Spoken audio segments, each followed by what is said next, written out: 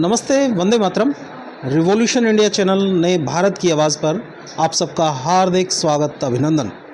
दर्शकों, जैसा कि हर बार मैं एक वायदा करता हूं, किसी ना किसी ऐसी ख़ास शख्सियत से मुलाकात कराऊंगा और आज के हमारे ख़ास मेहमान, ख़ास कार्यक्रम हरियाणा की राजनीति में किसका लगेगा धूल में लठ, उसके ख़ास मेहमान हरियाणा की राजनीति और जींद की राजनीति के पुरोधा धुरंधर स्वर्गीय मांगेराम गुप्ता जी, पूर्व मंत्री हरियाणा सरकार के सुपुत्र महावीर गुप्ता जी हमारे साथ मौजूद हैं। गुप्ता साहब, आपका रिवॉल्यूशन इंडिया चैनल पर हार्दिक स्वागत, अभिनंदन। धन्यवाद वेद जी। गुप्ता साहब, आज आपने प्रेस वार्ता की, पत्रकारों को संबोधित किया, किस विषय को लेकर आज आपने प्रेस वार्ता की?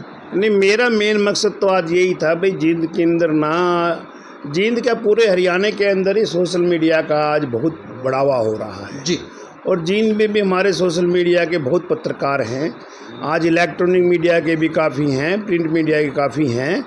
तो आज सबसे मेरा ये था भी, सबसे परिचय करने का मेरा विचार था जी। भाई काफ़ी दिन होंगे, सबके साथ बैठ के चाय पानी पियेंगे और थोड़ी बहुत इलेक्शन के ऊपर भी चर्चा करेंगे जी, क्योंकि 2 महीने बाद विधानसभा के चुनाव होने हैं। उस विषय का ही मेरा आज प्रोग्राम था जी। गुप्ता साहब, जब हम आपसे चर्चा करते हैं, आपके कार्यकर्ताओं से बातें करते हैं, बड़ा जोश और उल्लास नज़र आता है। कार्यकर्ताओं को आज भी आपने कहते हैं पूर्वजों की विरासत को बांधे रखा है, आपने राजनीतिक जो विरासत आपको मिली है आपने उसको बांधे रखा है। क्या वो ऐसे फेविकोल का मजबूत जोड़, क्या वो आपने रखा है अपने पास कि जिसकी वजह से कार्यकर्ता आपके साथ जुड़े हुए हैं? देखो, ऐसा है, हमारा शुरू से ही स्वभाव रहा है। मैं लगभग 40 साल से मेरे पिताजी के साथ राजनीति में मैं काम कर रहा हूँ जी। और मैंने एक चीज़ देखी है, लोगों से जुड़ाव करने के लिए किसी फेविकोल की जरूरत नहीं है। आप लोगों के दुख सुख के साथी बनिए, उनके दुख सुख के सहभागी बनिए जी, उनके शरीक हो, उनसे उनके जो ज़रूरत के काम हो उनको करवाने की कोशिश कीजिए। लोग अपने आप आपसे जुड़ते चले जाते हैं। गुप्ता साहब, हम देखते हैं राजनीति में हर दिन हर कोई नेता राजनेता बनने के सपने देखता है। सपने देखना हर व्यक्ति का राइट है, अधिकार है। हम जानना चाहते हैं महावीर गुप्ता जी किस प्रकार से अन्य नेताओं की भीड़ से अलग हैं। जब जींद विधानसभा की जनता किसी समाज सेवी, जो अपने आप को समाज सेवी कहते हैं, नेता कहते हैं, वरिष्ठ नेता कहते हैं, जब उनसे कोई फ़ोन पे वार्ता करते हैं वो फ़ोन तक नहीं उठा पाते और वो सपने देखते हैं विधायक और फिर सत्ता में आने का, किस प्रकार से आप उन नेताओं की भीड़ से अलग हैं? देखिए वेद जी, ऐसा है, ये हर आदमी का अपना अपना स्वभाव है, अपनी अपनी राजनीति है। कोई कमरे के अंदर बैठकर राजनीति करता है, कोई सड़कों पर आकर राजनीति करता है। हमने तो अपनी राजनीति बिल्कुल धरातल पर रहकर की है। हम हमेशा लोगों के बीच में रहे हैं। हमारा ट्रेड भी ऐसा है आड़त का जी, जिसका संबंध डायरेक्ट किसानों से है और व्यापारियों से है जी। हम उन लोगों से हमेशा टच में रहते हैं, क्योंकि किसान का माल हमारे पास आता है, व्यापारी इसको खरीदते हैं जी, उनसे हमारा आना जाना मिलना जुलना बना रहता है जी।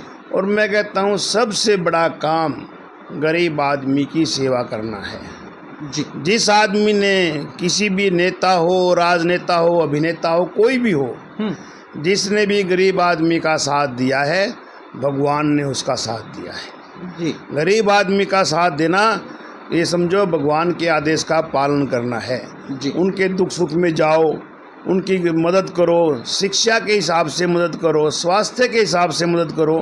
खासकर ये 2 बातें बहुत ज़रूरी हैं इंसान के लिए जी। आज के युग में शिक्षा और स्वास्थ्य है, हर आदमी को चाहिए। आदमी रोटी कपड़ा का अपना इंतजाम कर लेता है। आजकल भंडारे चलते हैं, जगह जगह धार्मिक लोग बहुत हैं, भंडारे चलाते हैं। महात्माओं के बहुत आश्रम बने हुए हैं, उनके अंदर भंडारे चलते हैं। पेट भरने का इंतजाम तो आज इंसान का हो गया, लेकिन उसके सबसे ज़रूरी चीज़ उसकी शिक्षा है जी।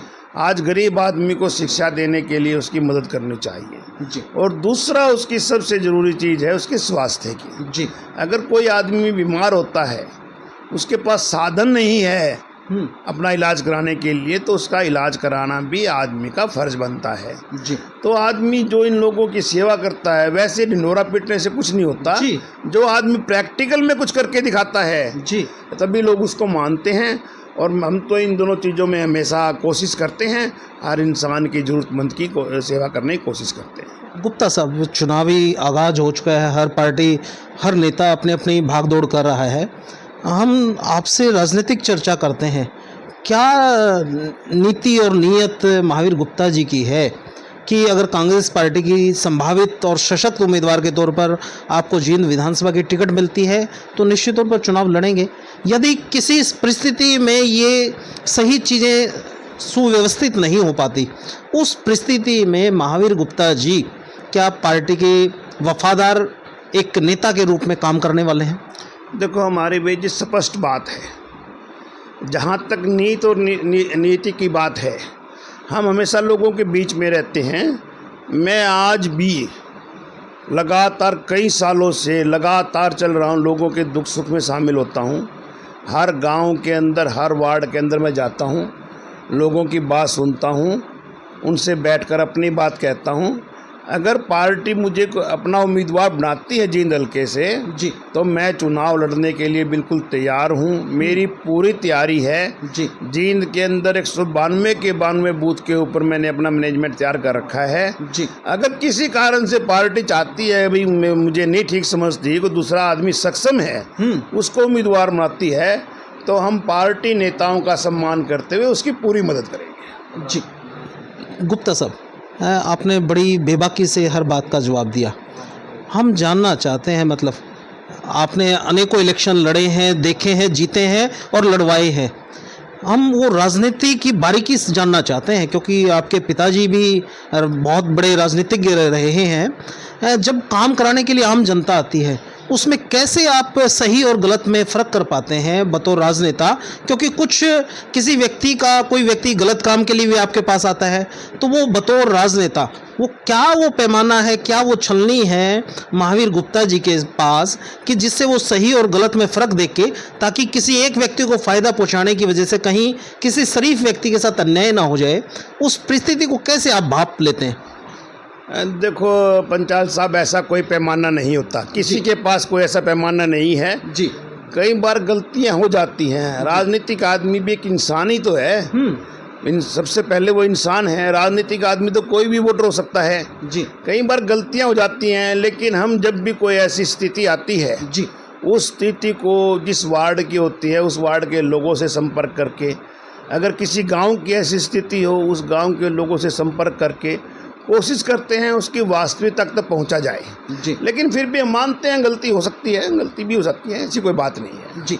गुप्ता साहब, अक्सर देखा गया है नेताओं के पास चाटुकार लोग ज़्यादा नज़दीक होते हैं। वो सत्ता में होते हैं तब भी होते हैं, सत्ता से बाहर होते तब भी होते हैं। आम आदमी और जो सरल व्यक्ति है, सभ्य व्यक्ति, वो बिल्कुल अंत तक ही होता है। क्या महावीर गुप्ता जी की नज़र उस सभ्य और अच्छे व्यक्ति के सामने, आपकी नज़रें उस पर पैनी नज़र होती है, आप उसको हाथ देकर अपने नज़दीक बुलाने का प्रयास करते हैं?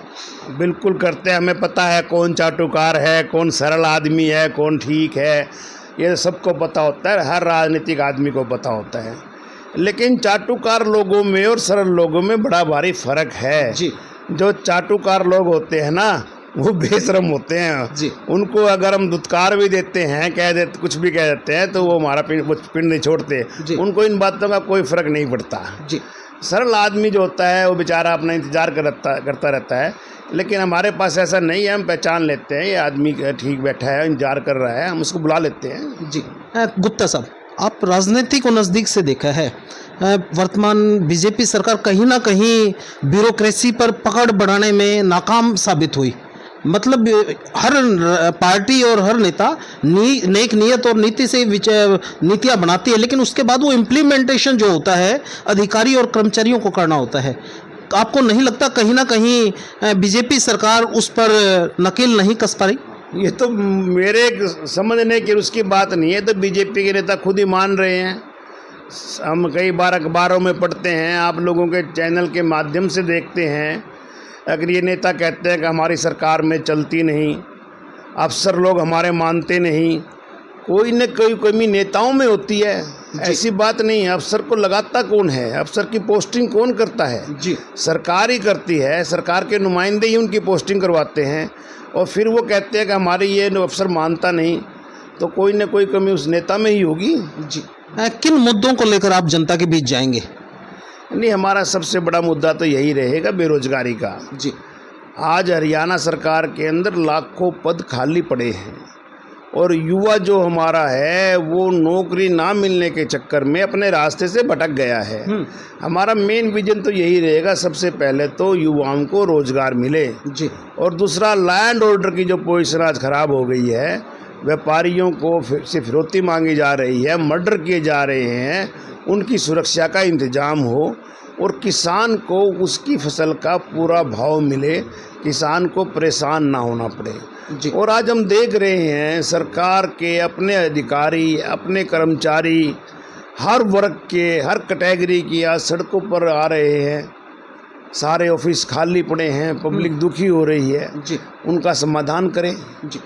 उम्मीद क्या लगती है, क्योंकि राजनीतिक विशेषज्ञ एक भविष्यवक्ता भी होता है, वो हवा की बयार को देख के बता देता है कि सत्ता जो कांग्रेस पार्टी सत्ता की तरफ आ रही है या सत्ता से विमुख हो रही है। नहीं, मैं इतना बड़ा भविष्यवक्ता तो नहीं हूँ जी। लेकिन पब्लिक के व्यूज हम सुनते हैं, उसके हिसाब से ये लगता है कि आने वाले चुनाव के अंदर प्रदेश के अंदर बड़ा भारी बहुमत से कांग्रेस पार्टी की सरकार बनेगी। जाते जाते जींद विधानसभा की जनता से आप क्या अपील करेंगे और प्रदेश कांग्रेस कमेटी की कार्यकारिणी और राष्ट्रीय कार्यकारिणी से आप क्या अपील करेंगे, किस प्रकार से सुयोग्य और सशक्त और जिताऊ उम्मीदवार को वो टिकट दे? देखो, मैं स्टेट की और हमारी राष्ट्रीय सदर की जो कार्यकारिणी है उससे मैं कोई अपील नहीं कर सकता जी। मैं तो उनसे, हमारी तो प्रार्थना ही कर सकते हैं उनसे, तो हम जी। एक सर्वे कराकर जो जीतने वाला उम्मीदवार हो उसको ही टिकट दें। जी। और जींद की जनता से मैं अपील करूंगा कि 10 साल के इस बीजेपी के कुशासन को उखाड़ने के लिए आप अपनी ज़्यादा से ज़्यादा वोट कांग्रेस पार्टी को दें, कांग्रेस पार्टी की सरकार बनाएं। मेरा अंतिम निवेदन है, क्या महावीर गुप्ता जी का हरियाणा की राजनीति में लग पाएगा धूल में लट, क्योंकि अभी तक आप चुनाव आपने लड़े लेकिन विजयश्री को प्राप्त नहीं हुए, क्या इस बार का विधानसभा चुनाव आपको विजयश्री देने वाला है?